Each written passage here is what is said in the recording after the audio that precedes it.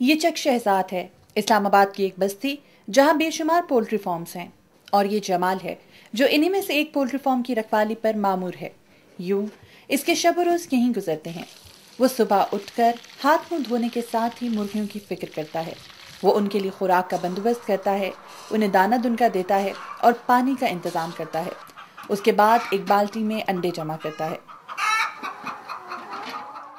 यही इधर ही रहता हूँ, मैंने देखभाल करता हूँ मुर्गियों को, इधर ही रहता हूँ। मुर्गियों में नीचे हमारे कमरे हैं, उधर सोते हूँ। मुझे नहीं पता बर्ड फ्लू क्या है।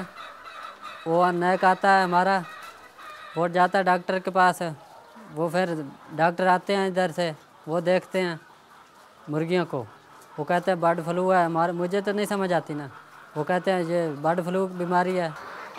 बर्ड फ्लू एक ऐसी बीमारी है जो परिंदों के जरिए फैलती है। पाकिस्तान में गुज़िश्ता साल 8 अफराद में बर्ड फ्लू की तस्दीक हुई थी। पोल्ट्री फार्म में काम करने वाला जमाल और इसके जैसे मुलाजमीन की अक्सरियत इस बात से अक्सर नावाकिफ है कि मुर्गियों को कौन कौन सी बीमारियां लाहक हो सकती हैं और उनसे बचाव की हिफाजती तदाबीर क्या हैं। जब हमने इस सिलसिले में मिनिस्ट्री ऑफ हेल्थ के जॉइंट सेक्रेटरी ओरिया मकबूल जान से बात की तो उन्होंने इस बीमारी के खिलाफ आवाम में बेदारी के अमल को ज़रूरी करार दिया। जब तक ये पूरा सिस्टम बिल्ट नहीं होता कि जिन लोगों ने पाला हुआ है और वो जो लग जाते हैं वहाँ से जाके उनका इलाज नहीं करते, बच्चे बीमार होते हैं तो उनका इलाज कराते हैं, तो मुर्गी का क्यों ना करवाएं। और खुद इस किस्म के इलनेस के अंदर तो उनको कैसे हम किस तरह हम रखें और किस तरह कॉशन लें, इसके यूनिसेफ के साथ मिलकर हमें पूरी मुकम्मल तौर पर एक कैंपेन जो है वो लॉन्च कर रहे हैं।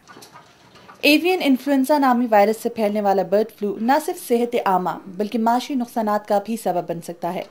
जमाल और पोल्ट्री सनत से वाबस्ता अफराद में इस बीमारी के खिलाफ आगाही ज़रूरी है ताकि वो अपनी और मुर्गियों की हिफाजत बेहतर तरीके से कर सकें।